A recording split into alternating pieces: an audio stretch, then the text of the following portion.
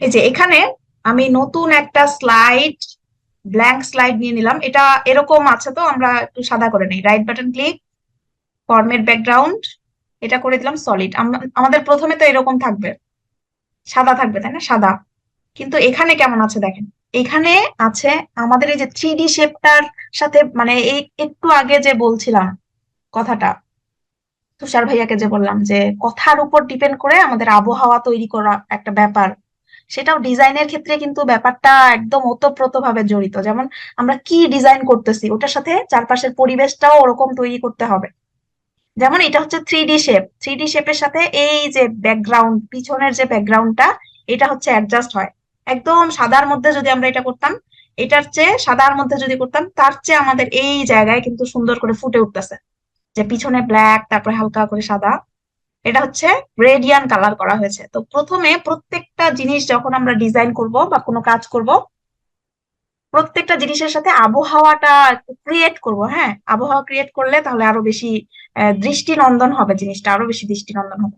তো প্রথমে ব্যাকগ্রাউন্ডটা আমরা ওরকম তৈরি করার জন্য রাইট বাটন এখানেও ক্লিক করতে পারি, আবার এই স্লাইডের উপরেও রাইট বাটন ক্লিক করতে পারি। ফরম্যাট ব্যাকগ্রাউন্ডে চলে গেলাম, যেটা আমরা ডিজাইন থেকেও যেতে পারতাম। সহজে যাওয়ার জন্য আমরা এখানে রাইট বাটন ক্লিক করলাম, চলে যাচ্ছি গ্রেডিয়ান ফিল। এখানে ক্লিক করলেই আমাদের এই যে প্রিসেট গ্রেডিয়ান আছে, এখান থেকে জাস্ট আমরা এই যে গ্রেডিয়ান গুলো দেওয়াই আছে, একটা যে কোনো সিলেক্ট করতে পারি। কিন্তু আমরা এখান থেকে নিব টাইপ হচ্ছে রেডিয়াল। সব সময় থাকে কিন্তু আপনাদের ডিফল্ট থাকবে লিনিয়ার। লিনিয়ার মানে হলো এক পাশ থেকে আলোটা আসা। হ্যাঁ, ডিজাইনের কিন্তু এগুলো সিস্টেম আর কি, যে লিনিয়ারের ক্ষেত্রে গ্রেডিয়ান ইউজ করার জন্য আমাদের লিনিয়ার আর রেডিয়াল এই দুইটা লাগে। লিনিয়ার হচ্ছে শুধুমাত্র এক পাশ থেকে আলোটা আসবে, দেখেন নিচে থেকে সাদা আর উপরের দিকে কালো। কিন্তু আমরা এখানে করব রেডিয়াল। রেডিয়াল মানে সূর্যের আলোটা যেমন চারপাশে ছড়ায় যায়, মাঝখানে সূর্য, ঠিক তেমন টাইপের করে যদি আলো ছড়ায় সেটাকে বলা হয় রেডিয়াল। তো রেডিয়ালটা সিলেক্ট করে দেওয়ার পর ডিরেকশন, দেখেন এখন এখনো কিন্তু আমাদের মাঝখান থেকেই আলোটা আসতেছে, কিন্তু আমরা জাস্ট দেখতেছি কি অল্প একটু অংশ দেখতেছি। তো এটাকে আমরা ঠিক করে নিব। ডিরেকশনটাতে যদি যাই, এই যে অনেকগুলো ডিরেকশন দেওয়া আছে, আমরা মিডিলেরটা নিব, ফ্রম সেন্টার।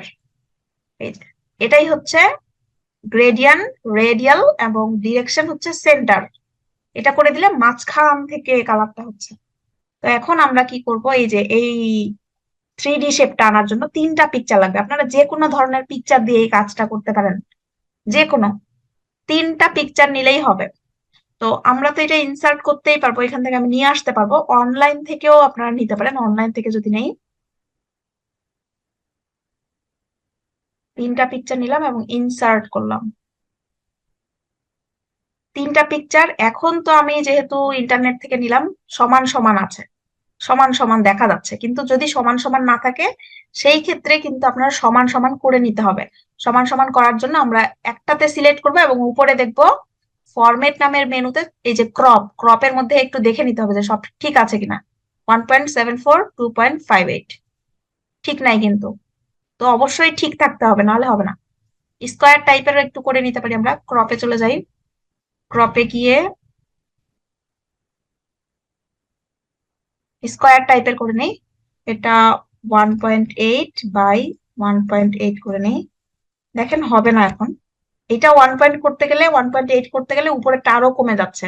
এটার কারণ হলো কি, এখানে একটা সিকল মানে লক করা আছে, লক, যার কারণে এটা হচ্ছে না। আমাদের চলে যেতে হবে এই অ্যারোটাতে গিয়ে,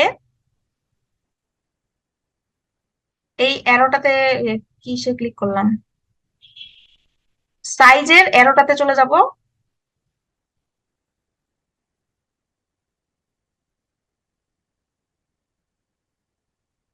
এখানে দেখেন এই যে লক স্পেক্ট রেশিও, এখানে টিক চিহ্ন দেওয়া আছে। এই কারণেই এটা আমাদের সাইজ মতো হচ্ছে না, মানে একটাতে সংখ্যা দিলে আরেকটা অটোমেটিক হয়ে যাচ্ছে। তো আমরা এই লকটাকে তুলে দিব, তুলে দিলাম। এখন আমরা যত ইচ্ছা তত দিতে পারবো, 1.8 দেই, নিচেরটা 1.8। ওকে, এরকম থাকলো একটা। এটাকেও আমরা কেটে নেই, 1.8 করে নিব। স্কোয়ার টাইপের করে নিচ্ছি, 1.8 বাই 1.8। ওকে, এটাকেও করে নিব 1.8, একটু কেটে নেই এই পাশে, তাহলে নাহলে প্রস্থটা বেশি দেখা যাচ্ছে।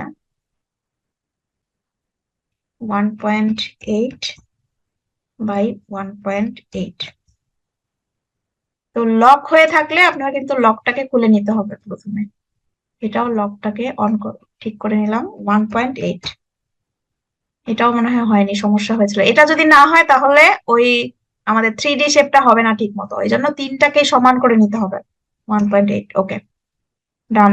তিনটাই এখন 1.8 1.8 করে আছে। এখন হয়ে গেল আমাদের উপযুক্ত যে আমরা আসলে 3D মডেলে নিয়ে আসবো, 3D একটা শেপের মধ্যে। এই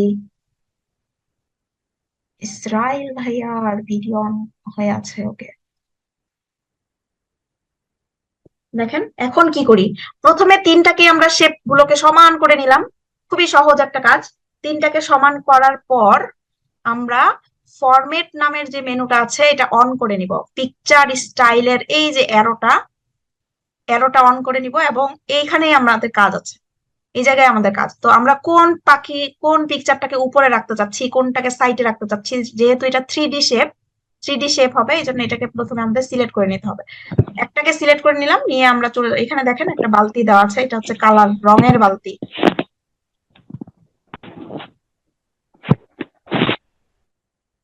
এটা হচ্ছে এই যে প্রথমেরটা হচ্ছে রঙের বালতি। এখানে নানান ধরনের আমরা রং নিয়ে খেলাধুলা করতে পারবো, সব ধরনের রং। সেটা একটা হচ্ছে ফিলে ইউজ করতে পারবো, আর একটা হচ্ছে লাইন।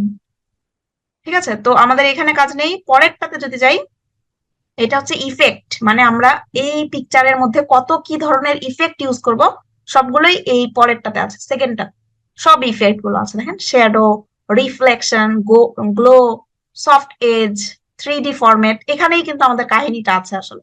পরেরটা একটু বলে দেই, এটা হচ্ছে সাইজ এন্ড প্রপার্টিস। সাইজটা ঠিক করার জন্য এই যে যখন এখানে সাইজটা ঠিক করলাম তখন কিন্তু এটা অন হয়ে গিয়েছিল, ফরম্যাট পিকচার। এই যে এটাতে আমরা টিক চিহ্নটা তুলে দিলাম, এটাই সেটা। আর পরেরটা হচ্ছে এটা পিকচার নিয়ে, পিকচার কারেকশন আর কি, যে পিকচারের কালার কারেকশন করার জন্য অনেক ধরনের পুরাতন বই খাতাপত্র আছে না, এটা মাইক্রোসফট ওয়ার্ডেও করা যায়। পুরাতন বইগুলোকে আমরা সুন্দর মতো সাদা ক্লিন করে ফেলতে পারবো এই জায়গা, এইটার মাধ্যমে অনেক সুন্দর করে করা যায়। ওকে, চলে আসলাম সেকেন্ডটাতে। এসে আমি এটা রোটেশন করব। রোটেশন ফরম্যাট না কিন্তু, 3D একটা আছে ফরম্যাট, আর একটা হচ্ছে 3D রোটেশন। তো রোটেশনটাতে চলে যাব। এখানে দেখেন প্রিসেট, প্রিসেট আছে, এখানে ক্লিক করব। এখানে একটা আছে প্যারালাল, তারপরে পার্সপেক্টিভ, তারপরে এটা দরকার নাই। আচ্ছা, এখানেই প্রথমের যে অপশন গুলো আছে, এখানে চেহারাগুলো দেখলেই আমরা বুঝতে পারবো যে 3D মডেল কেমন করে থাকবে, তেমন টাইপের কিন্তু অ্যাঙ্গেল করে দেওয়া আছে পিকচার গুলো। তো এখান থেকে আমাদের জন্য যেটা সুইটেবল আমরা সেখানে চলে যাব। অফ এক্সিস 1 লেফট, এটা রাইট, এটা হচ্ছে ছাদ, উপরে ছাদের অংশ এটা। তো এটাকে করে দিলাম টপ। টপ যদি করে দিই, এটা এটা উপরের জন্য প্রস্তুত হয়ে গেল। এটাকে এখন সাইডেরটা করি। সাইডেরটা করে দিলাম এই পাশে। এখন কিন্তু জায়গা মতো লেগে যাবে, এই যে ওয়াল হয়ে গেল। আর এটাকে এখন করব রাইট। খুবই সহজ, জানলে কিন্তু সবকিছু সহজ, না জানলে সবকিছু কঠিন। এখন জাস্ট জায়গা মতো বসাতে হবে। বসিয়ে লাভ নাই, কারণ আর একটু কাজ আছে। আচ্ছা, তিনটাই হলো, তিনটাকে আমরা সিলেক্ট করে গ্রুপ করতে পারি, কন্ট্রোল G দিলেই গ্রুপ হয়ে যায়। খুবই সহজ এখানে গ্রুপ করা। তারপর আমরা চলে যাব ফরম্যাট, 3D ফরম্যাটে। এখানে গিয়ে আমরা করবো কি, টপ বেভেলস আছে, এখান থেকে আমরা একটা বেভেল দিয়ে দিব, তাহলে খুব সুন্দর দেখা যাবে। যে কোনো দিতে পারি, রাউন্ড যদি দেই, ওকে। এটা দেওয়ার পর হলো এখানে আমাদের আরেকটু কাজ করতে হবে, এগুলা লন্ড ভন্ড হয়ে যায়, আমাদের এগুলো ঠিক করে নিতে হবে একটু হালকা করে। আনগ্রুপ,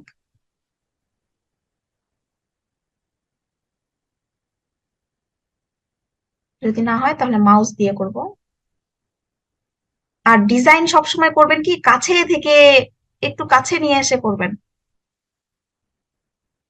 আমার এমন অভ্যাস, আমি যদি হচ্ছে রান্না করে গিয়ে রান্নাও করি না, আমি এমন চুলার কাছে চলে যাই, আমার মা বলে তুই কি আগুনের মধ্যে ঢুকে যাবি নাকি।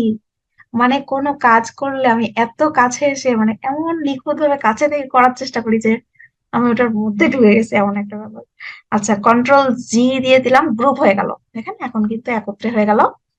তারপর এই জায়গাটাকে আমরা জাস্ট রোটেশন করে দিব, হয়ে গেল। এখন আরেকটা জিনিস আছে, এই জিনিসটা এখন যেটা শিখবো সেটা হচ্ছে আমাদের সামনের কাজগুলোতেও লাগবে। শ্যাডো করবো একটা নিচে, শ্যাডো। শ্যাডোটা করার অপশনটা সবাই একটু মনোযোগ দিয়ে দেখে নিবেন যে কি করতেছি কাহিনীটা। শ্যাডোটার জন্য আমরা একটা যে কোনো একটা ওভাল শেপ নিয়ে নিই, যে কোনো সাইজের ব্ল্যাক টাইপের নিব একটা ওভাল শেপ। ব্ল্যাক করে দিব, ফিল কালার ব্ল্যাক করে দেই, আর আউটলাইনটাকে করে দিব নান করে দিলাম। এখন আমরা আবার এই সুইচ, এই অংশটাতেই থাকবো। হুম, এখানেই থাকবো। এটাকে দেখেন ছায়া করতে হলে মানে শ্যাডো, যে এই যে নিচের যে শ্যাডোটা আমরা করেছি, এই যে এখানে হালকা একটা শ্যাডো দেখা যাচ্ছে, এটা কিন্তু একটা শ্যাডো। এই যে এই শ্যাডোটা এখন যা যা করব একটু বুঝতে পারলেই সবগুলো কাজে পারবেন করতে। সিলেক্ট করলাম, সিলেক্ট করার পর আমরা চলে যাব সেকেন্ডটাতে, গিয়ে এটা অফ করে দিই তাহলে সুবিধা হবে আপনাদের। সফট এজ, এই যে সফট এজ আছে না, এটা হচ্ছে সূর্যের আলো।